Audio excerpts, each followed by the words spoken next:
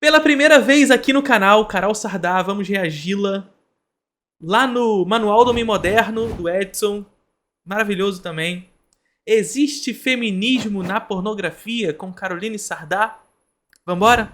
Mas antes de começar, eu queria falar com você que tá aí no YouTube, com a galera que tá aqui na Twitch também, que a partir de agora há conteúdo específico, conteúdo exclusivo para você que é membro aí do canal do YouTube. Já tem um vídeo lá, clica em Seja Membro e vem fazer parte, que já tem um conteúdo exclusivo para vocês por lá. Beleza? Vamos lá! Existe feminismo na pornografia? Diz pra mim, Carol Sardá. Antes de qualquer coisa também, vamos lá. A perspectiva que eu vou tentar entregar a esse vídeo aqui é óbvio que a Caroline Sardá ela vai saber muito mais do que eu sobre feminismo e tudo mais. Então não vou ser eu que vou tentar corrigi-la ou qualquer coisa desse tipo, porque não cabe a mim. Não cabe a mim. O que tentarei fazer aqui é dar uma perspectiva cinematográfica a esse discurso que a gente vai conversar. Afinal, a pornografia é um conteúdo audiovisual. E Cadu, muito obrigado pelo sub. Abrimos a contagem aqui em cima. Deixa o seu sub. Vamos bater a meta aqui do vídeo. 10 inscrições hoje aqui na live, tá bom? Vamos começar. Carol Sardá falando sobre pornografia. Vambora. E eu quero falar um pouquinho sobre pornografia. Acho que essa talvez seja uma questão extremamente espinhosa de vários pontos, né? E aí, acho que é uma coisa que eu nunca vi você falando. Muito obrigado, Luffy the Bush. Na pesquisa que eu fiz, acabei não achando nada. Acho que era um tema legal da gente poder discutir um pouco também. Como é que você vê essa crescente que a gente tem tido nesses últimos anos da pornografia? A pornografia nunca foi tão fácil de ser acessada, a gente nunca teve esse conteúdo tão disseminado, a gente nunca teve tantos jeitos diferentes de consumir pornografia, e a gente está criando percepções diferentes, relações diferentes a partir, até mesmo crianças que usam como educação sexual a própria pornografia, que é um problema muito grande. Como é que você vê essa questão desse crescimento da pornografia? Primeira questão aqui, a questão do uso de pornografia por crianças, né? Eu conversei sobre isso com vocês quando a gente fez um react à Pedagolítica. Eu sempre cito esse vídeo. É um vídeo lá de trás que a gente reagiu a um vídeo da Pedagolítica falando sobre a fala do Lula sobre videogames. Vocês lembram desse negócio? Isso é muito importante para o nosso discurso. Por que eu tô querendo trazer isso? Porque o audiovisual ele traz uma verdade. O audiovisual oferece, portanto, ao espectador que assiste uma verdade. Por quê? Porque o cinema oferece a esse espectador aquilo que o André Bazin lá atrás já dizia sobre uma autoridade fotográfica. Ou seja, a capacidade ontológica da câmera, a capacidade ontológica do cinema em simplesmente mostrar o que está à sua frente, oferece para aquele que está assistindo uma autoridade com essa realidade e, portanto, uma assimilação daquilo como realidade. Para além disso, o cinema também oferece um espelhamento dessa realidade. Ou seja, pegando os ideais, inclusive, de Lacan, na teoria cinematográfica, se percebeu que o espectador que consome o produto audiovisual e, portanto, o cinema, tem uma espécie de retorno à fase do espelho. E esse retorno à fase do espelho nada mais é do que um retorno a um momento específico onde criamos, naquilo que assistimos, naquilo que vemos, o ideal de nós mesmos. Ou seja, nos espelhamos naquilo que vemos como o ideal de nós. Só que, como o nome já diz, é ideal. Como o nome já nos indica, é ideal. Ou seja, não é real. É uma idealização. E quando nós saímos da sala de cinema, portanto, e compreendemos que aquilo é uma idealização, isso nos frustra. Porque aquele mundo não é o nosso mundo. É um mundo construído. É um mundo cheio de padrões, de beleza, de gosto, de tudo. E eu descubro que eu não sou o Brad Pitt. Né? Eu descubro que eu não sou o Brad Pitt, apesar da minha nova foto do perfil, né, gente? Minha foto do perfil tá maneira, não tá? Então, assim, percebe? Eu descubro que eu não sou o Brad Pitt. Agora, repara o seguinte. O cinema oferece essa verdade e o cinema oferece esse espelhamento do mundo. Eu vejo naquilo que assisto um ideal de mim mesmo. Eu consigo me afeiçoar com aquilo, criar empatia com aquilo. Jogue isso pra pornografia. Jogue isso pra pornografia. Porque a pornografia é uma versão, digamos assim, extremada dessa realidade. Vocês conseguem compreender isso? E esse jovem, portanto, que consome essa pornografia, e a gente está falando aqui com relação a adolescentes consumindo e tudo mais, esse jovem passa a consumir essa pornografia e ele passa a enxergar, portanto, naquilo que ele vê, o ideal de si. Assim como no cinema, porque o cinema oferece essa verdade, o audiovisual oferece essa verdade, é a ontologia do cinema. É a ontologia da câmera. Por quê? Ao dar o play numa câmera, você simplesmente mostra o que está na nossa frente. E se eu simplesmente mostro o que está na nossa frente, aquilo ali é verdade, porque aconteceu. Aconteceu. Nós não conseguimos assimilar de maneira tão frontal assim que aquilo pode ter sido manipulado ou não. O que aconteceu antes da filmagem? O que aconteceu depois da filmagem? O que ele escolheu filmar, o que ele escolheu não filmar. Sabe? A construção de um ideal, portanto, que se passa como real. E esse jovem, portanto, vai consumir essa pornografia como ideal de si. Ou seja, quando esse jovem consome a pornografia como educação sexual, porque não tem na escola, porque esses grupos conservadores aí ficam impedindo que isso entre nas escolas, por exemplo, a pornografia vai assumir esse papel. E a última coisa que a pornografia oferece é a educação sexual, gente. Ela constrói esse ideal de si. Constrói esse jovem que vai, quando finalmente for viver a sua vida sexual, acreditar que aquilo é a realidade. E das duas umas. Ou vai tratar aquela que ele vê na tela tal como ele vê, ou seja, criar um espelhamento daquilo que ele viu no seu comportamento sexual, ou ele vai se frustrar. Assim como nós nos frustramos quando saímos da sala de cinema e compreendemos que não somos aquilo que vimos. Ele vai se frustrar. Compreende? A perspectiva cinematográfica aqui, dessa questão? Pornografia tem nesse seu viés feminista? Então, eu vejo principalmente a questão da estrutura, né? Como a gente fala, o problema na pornografia, eu não vejo que está nos indivíduos, nos trabalhadores ou trabalhadoras sexuais, mas sim na indústria, na forma que é produzido os materiais que são disponibilizados. Sim, mulheres e homens, né? As mulheres acabam se vendo no papel de submissa frente àquilo que se coloca. E mais do que isso, né? Até completando um pouco do que eu falei, as mulheres se veem no papel de submissão e se veem no papel de exibição. Porque são elas as figuras exibidas nos filmes pornográficos. Sabe? Ou seja, são elas que são postas como figuras dispostas ao fetiche masculino. E enfim, a pornografia ela tende a se apresentar como um produto, uma mercadoria que oferece um olhar masculino ao sexo. E, portanto, fetichizar o corpo feminino, oferecer o corpo feminino como uma mercadoria, certo? E, portanto, como uma propriedade. E aqui que está centrado, eu acho que o grande problema disso tudo, né?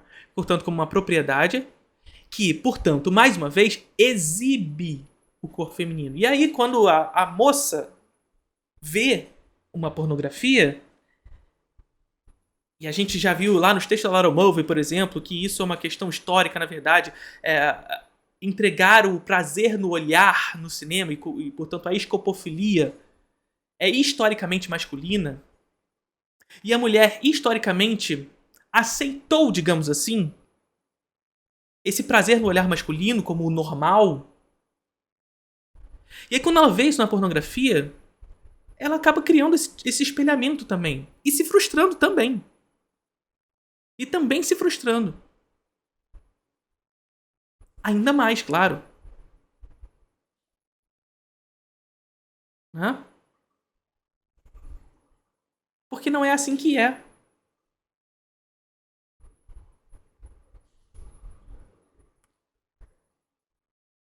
Utilizados na internet, a forma que tem que ser regulamentada, sabe? Ou aceita aquilo como uma verdade.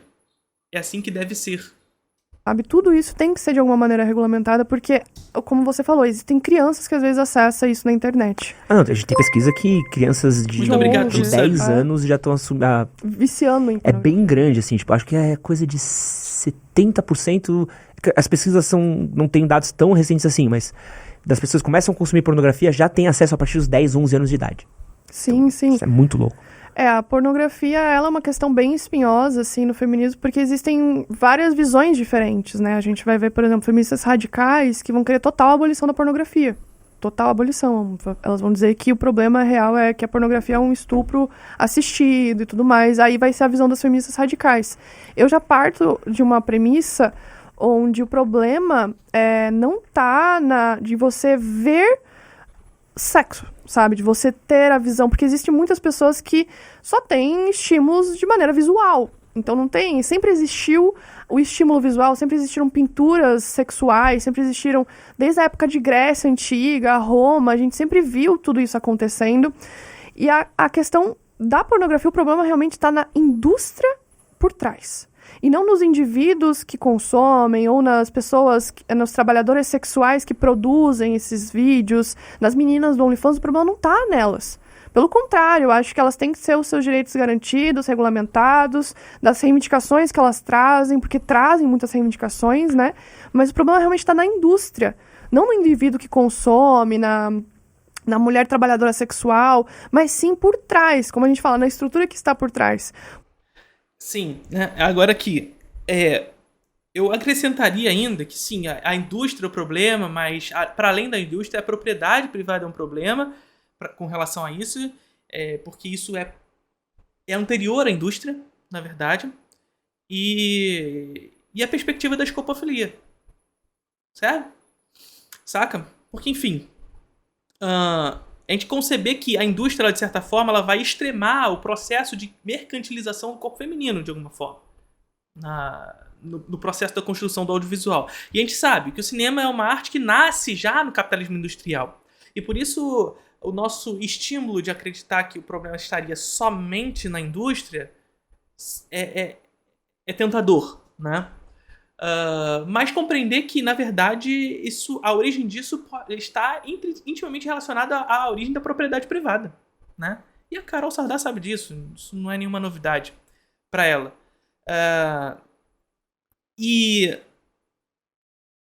Enfim, e compreender que, assim como a Carol Sardá trouxe aqui, dessas questões de que os estímulos visuais são históricos e tudo mais, mas compreender que esses estímulos visuais históricos carregam consigo uma intencionalidade, um viés. Um viés que parte de quem está olhando e quem vai oferecer o olhar natural do mundo, né? É o que a Laura Mulvey vai escrever pra gente lá no Prazer Visual e o Cinema Narrativo, que é essa perspectiva de que as narrativas históricas elas carregam consigo o olhar masculino, né? Carregam consigo o olhar masculino. E o olhar masculino é oferecido como o natural, né? Como o digno de prazer.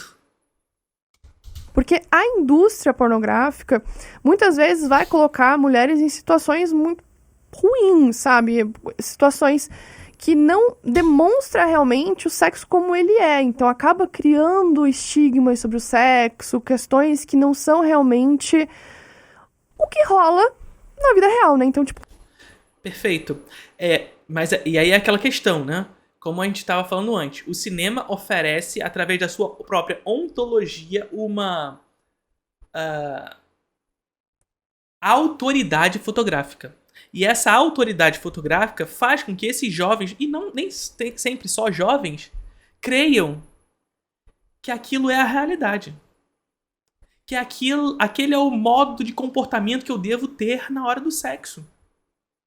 O resultado disso é uma cultura de sexo completamente distorcida e frustração nesses jovens, homens e mulheres. Certo?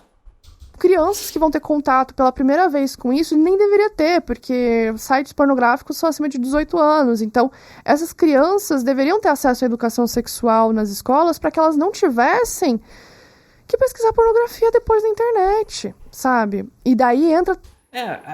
A pornografia, ela assume o lugar de educação sexual, não porque ela seja educação sexual, mas porque é o contato que essa criança tem.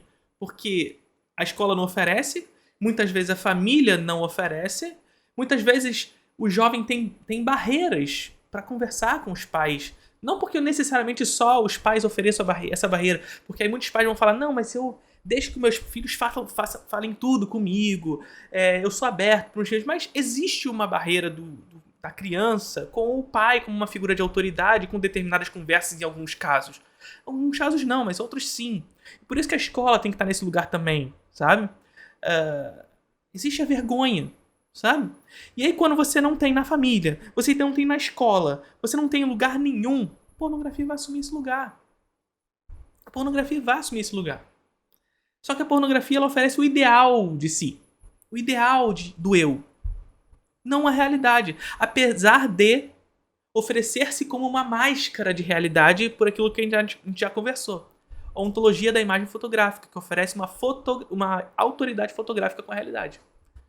Todo um problema estrutural que não tá ali da pessoa entrar no site e ver e tudo mais. Eu sei que existem feministas que vão dizer que existe um problema nisso, mas eu acho que é individualizar muito o problema, que é um problema muito mais estrutural do que do indivíduo, de dizer, você é o problema por você estar assistindo. Não, não, não. Você deixar de assistir não vai mudar a indústria, sabe? É que a gente entrou numa complexidade do debate, assim, que eu sinto que ele é... Porque é um debate que a gente acompanha há anos, assim. Então, minha opinião foi mudando muito com o tempo. Assim. O meu também. Eu já fui a pessoa que antes pensava que a solução era abolir a pornografia, mas depois eu fui estudando mais as mulheres que trabalham com sexo, que fazem as produções, as cam girls e tudo mais, e eu fui entendendo as reivindicações delas. Então, que é diferente. Porque a gente tá num momento muito louco que o debate que eu vejo na minha cabeça é assim, antes a gente tinha a indústria. A gente tava preso nas produtoras brasileirinhas, Bultmann, todas essas famosas que a gente via. Hoje, com a coisa mais fragmentada, se entrar num Pornhub, num Xvideos da vida, as modelos, elas são youtubers do sexo. Ao mesmo tempo que a gente vai ter as OnlyFans, tipo, a galera com OnlyFans e tudo mais. Só que o material que você vê que eles continuam produzindo ainda é muito parecido, ou se passa às vezes até mais extremo, porque é o material que ainda é o mais consumido pelas pessoas. Então, aquele material problemático que a gente associava, não, isso aqui a culpa é da produtora... Agora tá sendo uma pessoa sozinha fazendo. E daí eu... Porque, mais uma vez, é histórico, né, gente? É histórico. E a existência desse tipo de olhar masculino é pretérito à existência do próprio cinema. E aí, mais uma vez, o cinema vai ser uma indústria, o cinema vai ser uma arte que vai surgir no capitalismo industrial. Mas essa perspectiva do olhar masculino na arte, ela é anterior ao próprio cinema. Certo? Então a maneira como a arte olha para a figura feminina é o olhar masculino olhando para essa figura feminina historicamente. A questão é que o cinema, ele radicaliza esse processo na medida em que ele oferece, através da sua ontologia fotográfica, ou seja, a autoridade fotográfica, a autoridade de se parecer real, na medida em que eu clico o play e mostro aqui na nossa frente, eu ofereço, portanto, essa realidade. E as pessoas passam a assimilar o cinema como essa realidade. Saca? E eu passo a extremar esse olhar masculino. Então, mesmo que a gente passe a individualizar esse processo industrial, enfim, ou seja, saindo de toda essa perspectiva de uma indústria mais outsider, digamos assim, certo? E partimos para essa produção de mercadoria individual, ou seja, como o Edson falou aqui, de dentro da sua própria casa, produzir youtubers do sexo, né? Isso acaba acontecendo também. A importação desse olhar masculino. por mais que essas moças que façam esse trabalho, essas youtubers do sexo aqui, aspas de novo, como o Edson falou, façam esse trabalho sob as suas maneiras, com as suas ferramentas e tudo mais, elas ainda estão dispostas em um mundo que oferece, na verdade, a criação da demanda. A criação da demanda já foi histórica, já foi construída, não vai ser elas que vai criar essa demanda. Saca? Não vai ser elas que vão dominar essa demanda assim de uma noite, de um dia para a noite. Percebe? Então elas vão produzir o quê? Vão produzir aquilo que se assiste. Que é essa oferta de um produto onde o olhar masculino enxerga a figura feminina como uma figura exibicionista. Enxerga a figura feminina como uma figura fetichizada, uma mercadoria. Saca? Eu volto nisso porque às vezes essa pessoa que tá fazendo, essa mulher trabalhadora que tá fazendo exatamente o que já tinha antes da indústria, ela só tá seguindo a mesma coisa que já existia. Ela não tá criando uma nova roda, sabe? A culpa daí não tá nela de fazer o que era feito. Já é costume de ser consumido isso. Ó, eu achei a pesquisa aqui, ó. A pesquisa é só pra não ficar dado largado, do Sex Survive, que ela diz que os brasileiros começam a consumir pornografia já no início da adolescência, a partir dos 12 anos de idade. Então a gente já tem uma data que confirma um pouco e cada vez mais cedo, cada vez mais diminuindo. Desculpa, cara. Não, que isso. Tem também algumas questões envolvendo a pornografia que são diferentes do que só o sexo. A pressão estética que existe na pornografia dos corpos femininos que são colocados. Que está intimamente relacionado com o que a gente conversou agora, né? É como o cinema, o audiovisual cria um ideal do eu. E aí, o corpo feminino exibido, posto como mercadoria, posto como fetiche, ele também é idealizado, ele também é desejado, tanto por homens como por mulheres. As violências que acontecem durante, a gente sabe que existem muitas trabalhadoras que são obrigadas a usar drogas, que são estupradas, que só tem homens na produção, então elas se sentem obrigadas a fazer algumas coisas. Existem pessoas que são sequestradas para fazer produções pornográficas, então feitas em cárcere. É bem complicado porque a gente não tem como... Teve um caso recente, não sei, mas de alguns anos, não sei se vocês conhecem esse caso, uma produtora americana, eu acho, que ela contratava mulheres que não trabalhavam com a indústria, mas eles ofereciam um dinheiro forte para essas mulheres. Essas mulheres iam fazer, mas alguma coisa assim, no contrato não dizia exatamente o que elas tinham que fazer, mas elas chegavam lá, eram meio que coagidas a fazer, porque elas já estavam ali cheio de gente, cheio de homens no mesmo quarto, ou seja, oferecendo uma certa intimação, sabe? E elas acabavam fazendo. Elas pediam para não publicar depois, e eles publicavam mesmo assim, porque estava assinado o contrato. Bizarríssimo. Trazer uma solução que vá resolver todos esses problemas. Mas eram meninas que não eram da indústria. Inclusive, eles contratavam muitas mulheres que venciam concursos de beleza nos Estados Unidos, sabe? Venciam esses concursos de estado, sabe? Eu antigamente pensava, a solução é abolir a pornografia, mas aí vai transformar ainda mais clandestino, sabe? Falar, vamos abolir, vai trazer mais clandestinidade, vai trazer coisa pior, sabe? As mulheres... Porque a origem é a propriedade privada, né? A Caroline Sardá, inclusive, tem um vídeo muito bom sobre isso, sobre como a origem de tudo está na propriedade privada, como a mulher era enxergada como propriedade do homem. E aí, quando a gente vai extremando isso para o capitalismo industrial, e com a chegada do cinema também, enfim, tudo isso, gente, é aquilo que o Bazan já trazia pra gente. O cinema ele não foi inventado para a arte. O cinema foi atendido para atender a necessidade de criação do realismo, da criação do duplo da natureza. Portanto, com interesses de tornar esse produto uma mercadoria de fato. Sabe? Mulheres que já trabalham com isso vão ser ainda mais subjugadas, vão sofrer muito mais com a precarização do trabalho. Então, eu vejo que, de alguma maneira, a gente tem que ouvir as reivindicações dessas mulheres que trabalham nessa indústria muito mais do que quem não conhece sobre isso. Até por isso é importante falar, nesse assunto, eu sou muito leiga, porque eu nunca trabalhei nessa área. Eu não tenho a menor ideia de como é ser trabalhadora sexual, de como que é ter um OnlyFans, de como que é ser cam girl, do que elas escutam, o que é reivindicado, sabe, o que elas têm. Mas eu sei que a grande maioria das trabalhadoras sexuais quer que seja regulamentado, que tenha direitos envolvendo essas trabalhadoras e que elas possam, de alguma maneira, denunciar os abusos que acontecem também dentro dessa indústria. Mas eu também... Esse é o mínimo, né? Assim, é aquela velha questão da mitigação do problema dentro do capitalismo. É a gente compreender, como eu também vi no debate que a Carol Sardá fez com a feminista liberal, esqueci o nome da moça também, da outra moça, mas é compreender, portanto, que o debate político no dia a dia deve atender às necessidades da classe, mesmo no dia a dia, mesmo que seja superando ou mitigando as contradições internas. Porque não adianta a gente chegar e achar que a revolução vai chegar amanhã, sabe? A gente precisa dar o mínimo de direitos, o mínimo de... E a regulamentação nesse processo é super importante, né? Também não acho que a gente deve culpabilizar o indivíduo por seguir o que a indústria já fazia. Porque é a mesma coisa, vamos mudar de indústria.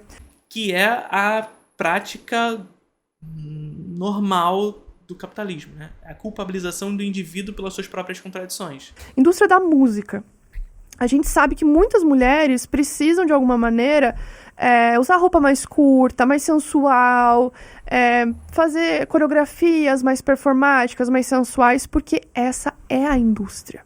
E as mulheres estão inseridas na indústria. Mesmo que eu seja uma menina que faz OnlyFans, ainda está inserida na indústria. Ela ainda vai querer vender o material dela. E para vender o material dela, ela vai ter que se inserir no mercado. E o problema... Mercadoria, né, gente? Tudo no capitalismo se transforma em mercadoria. Aí, novamente, a gente volta para o mercado, que está inserido no sistema capitalista. Quem define o que essas mulheres vão fazer? Quem define o que vai ser consumido pelas pessoas que assistem a elas? Então, quem que define essa indústria? Não são as mulheres que trabalham nela, que é foda, que elas não têm... É muito doido, porque eu vejo que as pessoas responsabilizam muitas trabalhadoras sexuais por tudo que acontece, mas por vontade delas. Elas estão imersas, assim como as cantoras pop que estão imersas na indústria da música, que muitas vezes precisam passar por diversas situações para conseguir ter visibilidade, ter engajamento, ter sua música lá no topo do Spotify. A trabalhadora sexual, que também é trabalhadora, vai ter que passar por algumas situações de exploração. E isso em todos os trabalhos, né? Perfeito. Elas vão ter que atender uma demanda específica que já foi construída pela indústria historicamente. Então essa indústria ela já construiu essa demanda historicamente e ela tem que atender essa demanda que já foi construída. Não vai ser essa moça na sua individualidade. Pode ser que uma ou outra fuja à regra, mas a gente não pode partir da exceção para construir a regra. Mas, enfim... No geral, essa moça vai ter que atender aos desejos da demanda que já foi construída previamente por essa própria indústria. Por essa indústria pela qual o cinema e o audiovisual nasceu no capitalismo industrial. E que essas demandas são criadas e construídas no imaginário social previamente ao capitalismo industrial, inclusive. Ou seja, o olhar, o prazer masculino inserido na arte esteve presente desde sempre. Adão e Eva, gente. Adão e Eva é a figura da Eva é uma figura de femme fatale. É a que traz o perigo pro olhar masculino. Tá lá atrás. Sansão e Dalila. Dalila entrega o cabelo de Sansão. Ela é a que oferece perigo. Pandora. Sabe? Então o olhar é sempre o olhar masculino, que põe a mulher nessa posição histórica. A questão é que o cinema, ele radicaliza esse processo na medida em que, primeiro, ele é reproduzível, ele é capaz de se reproduzir no espaço, certo? Ou seja, ele se desespacializa, ele não tem uma unicidade, uma aura, como Benjamin chamaria. Portanto, você, para assistir a um filme pornô, você não precisa sair da sua casa porque só existe esse filme pornô que você quer assistir, só tem um lugar. Não, ele se reproduz. Ctrl+C, Ctrl+V, você já tem 2 daquele mesmo produto. E aí você pode assistir o mesmo em 50 milhões de lugares ao mesmo tempo. Sabe? Primeiro ponto é esse. Então, saca qual é a parada? Saca qual é a parada? O cinema, ele radicaliza esse processo. Primeiro por essa construção, de fato, que a gente citou agora, e segundo pela sua própria autoridade. Mais uma vez, que autoridade é essa, Felipe? A sua autoridade fotográfica, ou seja, a autoridade com a realidade. A câmera mostra o que está na nossa frente e, portanto, é vendida, como mercadoria que é, como verdade, ainda que seja manipulada. Mas isso não precisa ser dito. Ou melhor, as pessoas têm a consciência disso.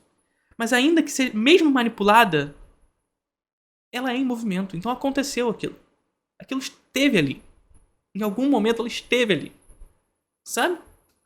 Por isso que antes eu achava que a pornografia não deveria ser considerada um trabalho, mas hoje em dia eu já ressignifico isso, porque essas mulheres têm suas reivindicações, elas têm suas pautas, elas querem seus direitos, e não dá pra eu chegar e falar assim, minha querida, deixa eu trabalhar com isso, se ela quer continuar trabalhando com isso, e se ela vê isso como um trabalho, e se isso é realmente um trabalho, sabe? Então, é entender também o lado dessas mulheres que trabalham com isso. E também, né, a questão que nós sabemos que muitos homens que consomem pornografia, às vezes eles vão indo cada vez mais em coisa mais pesada, e querendo cada vez mais consumir coisa mais pesada, e isso cria demanda. Cria demanda no mercado. E quem vai suprir essa demanda? As mulheres que já estão sendo exploradas pelo mercado. É foda, né? Porque você cria um... Cria demanda, cria gosto. Acontece que, aquilo que a gente sempre fala aqui, gente, cria gosto. E é quando essa pessoa ela vai, de fato, praticar o sexo, aquele gosto que antes foi construído se torna ou uma prática de fato ou uma frustração. Tanto para o homem quanto para a mulher. Sabe? Criando uma cultura. Inclusive problemas de... No caso masculino aqui, problemas de ereção mesmo. Porque ele assumiu aquele como o ideal de si. O ideal a ser praticado. Mas ele não pode fazer aquilo na realidade. Quando ele vê na realidade não é assim. Sabe? Um paradoxo, né? Quase um... Porque...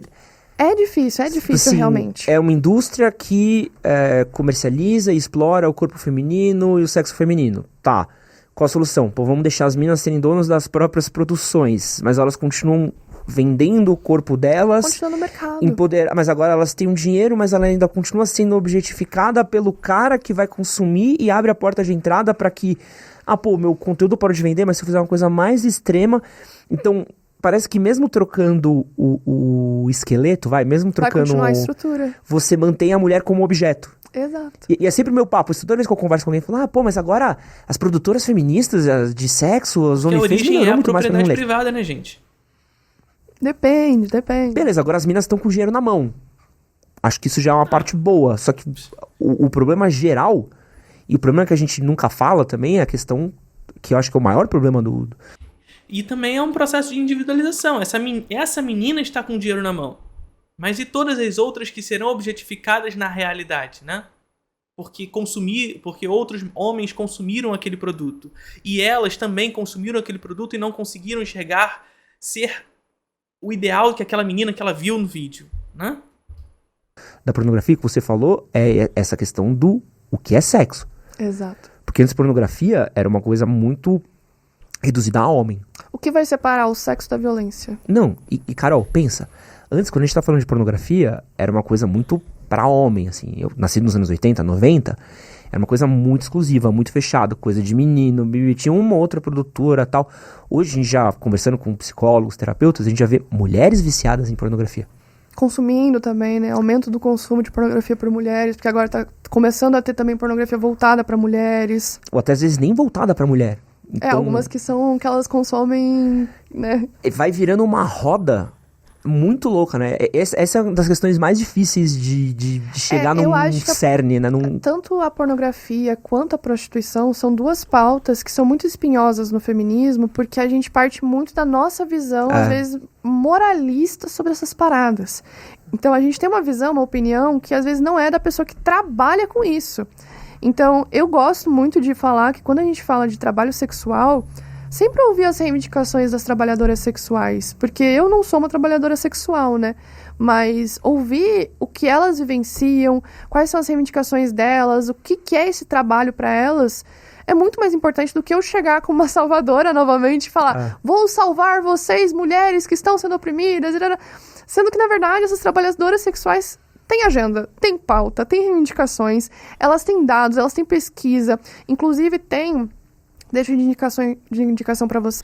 É compreender a realidade material de cada uma dessas trabalhadoras, né? Porque essas trabalhadoras estão inseridas dentro do sistema capitalista. E, portanto, inseridas dentro desse sistema onde a propriedade privada é o que rege as contradições e as condições pelas quais essas moças estarão inseridas dentro desse contexto de trabalho, né? Então, assim, tem que atender a escutá-las e atender a essas demandas como mitigação dos problemas mesmo, porque a superação é só fora do capitalismo. Mas até lá, o que a gente faz? Né? É superar a propriedade privada para que um dia não seja necessário isso. Sabe? Vocês têm uma pesquisadora muito legal chamada Carol Bonomi, e ela é pesquisadora exclusivamente sobre trabalho sexual. Então ela fala sobre prostituição, pornografia, ela foca muito na pesquisa de campo. E a Carol Bonomi, ela tem várias pesquisas, vários artigos, onde ela vai diretamente às trabalhadoras sexuais ouvir suas reivindicações, saber realmente suas pesquisas. Acho que eu consigo essa moça. Ela é muito massa. Foi ela que basicamente fez eu mudar o meu pensamento, que antes era muito mais da abolição da pornografia, da prostituição, para começar a ouvir as trabalhadoras sexuais. Porque a gente vai mudando, né? As feministas também, elas vão evoluindo a partir das conexões com outras feministas, e ela fez muita parte nesse meu entendimento sobre trabalho sexual. Porque lendo as pesquisas dela, seria legal um dia vocês chamarem ela aqui também para poder falar sobre esse assunto, porque a menina é muito foda, ela tem muitos artigos, ela faz pesquisa de campo, ela tem contato direto com trabalhadoras sexuais, e dá pra fazer um papo muito mais profundo, porque ela vai entender muito bem sobre isso, muito mais do que eu, que só leio as pesquisas dela. Isso que você assistiu foi um corte do nosso podcast com a Caroline Sardá. Maravilhoso.